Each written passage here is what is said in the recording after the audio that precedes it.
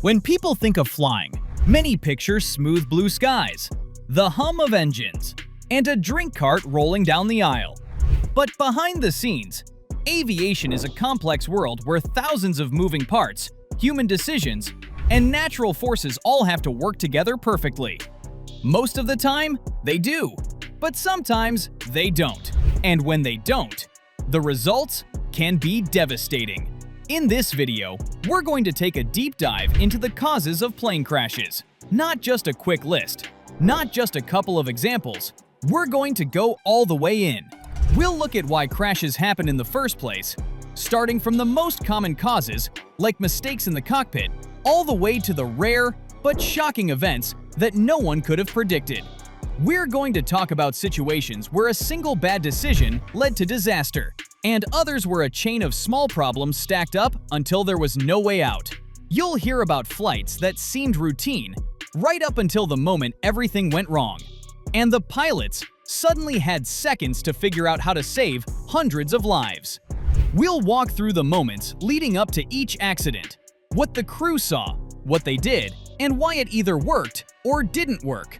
We're going to bring up famous crashes you might have heard of, like Tenerife, where two jumbo jets somehow ended up on the same foggy runway, or Flight 1549, where both engines died seconds after takeoff and the only runway left was a river. But we're also going to talk about lesser-known accidents, the ones that didn't make the headlines for long, but still changed the way pilots fly and how planes are built. We'll break the causes into clear sections: human error, mechanical problems, bad weather, wildlife strikes, sabotage, mid-air collisions, runway mistakes, and for each one, we'll dig into the real stories behind them. Not just the official cause, but the human side. What was said over the radio, what the passengers experienced, and how investigators figured out exactly what went wrong. And finally, we'll look at what's been learned from all of it, because every crash, as terrible as it is, has left something behind: a new safety rule, a better warning system, a change in training.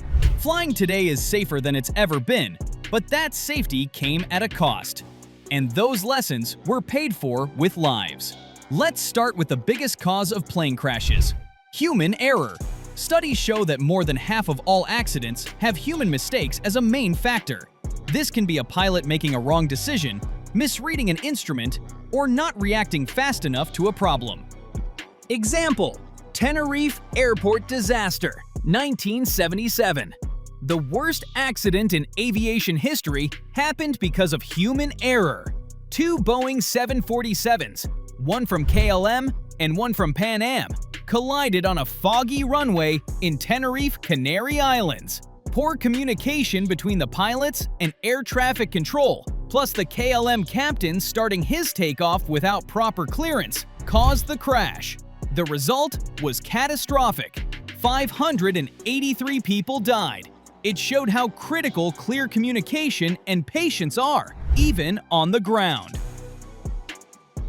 Example: Air France Flight 447, 2009. An Airbus A330 flying from Rio de Janeiro to Paris crashed into the Atlantic Ocean after its speed sensors froze. The autopilot disconnected, and the pilots became confused about the aircraft's speed and altitude. Despite being in a flyable condition at first, the wrong control inputs caused the plane to stall. All 228 people on board died. This was a mix of technical failure and human reaction under stress. Chapter 2: Mechanical failure. Even the most advanced aircraft can have parts fail. It doesn't matter how new the plane is, how well it's built, or how skilled the crew is.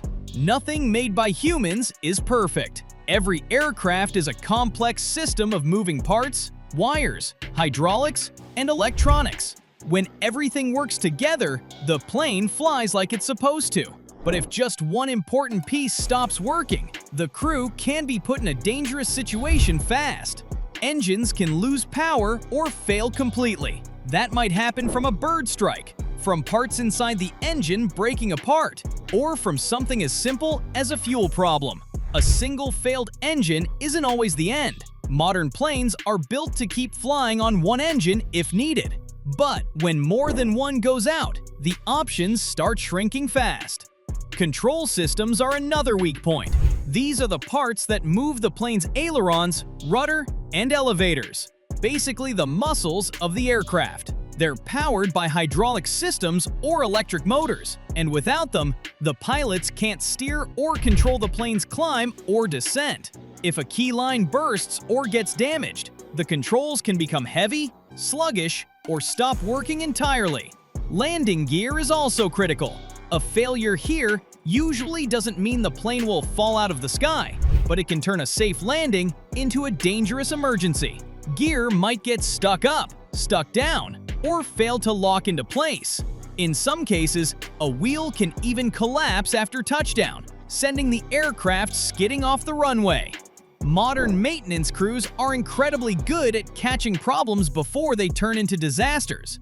Aircraft are inspected constantly, before each flight, after each flight, and on strict schedules for deeper checks. Mechanics use advanced tools, sometimes even X-ray or ultrasound equipment, to spot cracks or stress in metal parts. Example: United Airlines Flight 232, 1989. A DC-10 flying from Denver to Chicago suffered a complete failure of its tail-mounted engine. Shrapnel from the engine broke all three hydraulic systems, the systems that control the plane's movements. Without normal controls, the pilots managed to guide the plane to Sioux City, Iowa, using only the thrust of the remaining two engines. The landing was rough, and 111 people died, but 185 survived, an incredible feat of airmanship.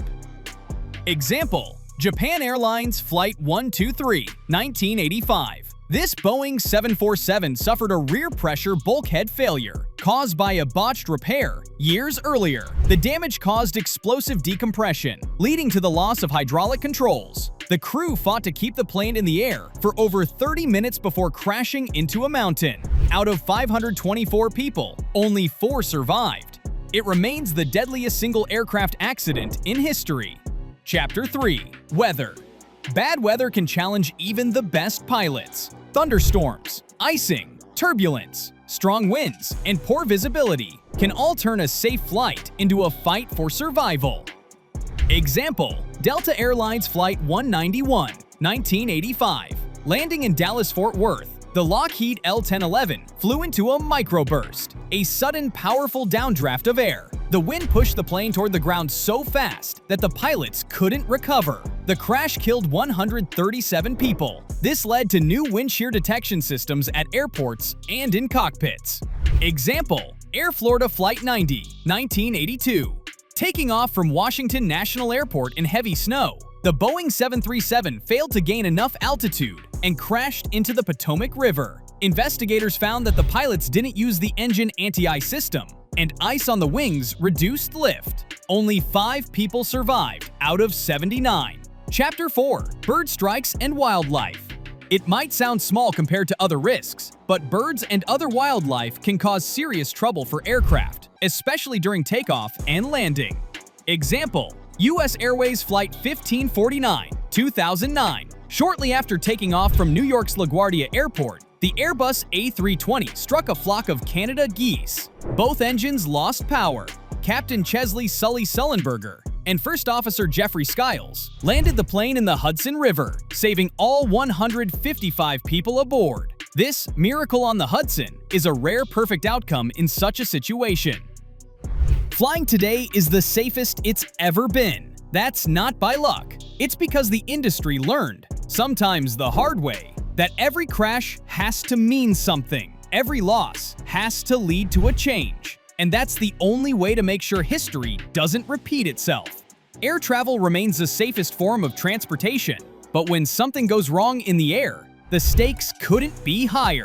Each crash tells a story, not just of loss, but of learning. And the biggest truth of all is this: the reason flying is so safe today. If you enjoyed this video, make sure to like and subscribe to see more videos like this.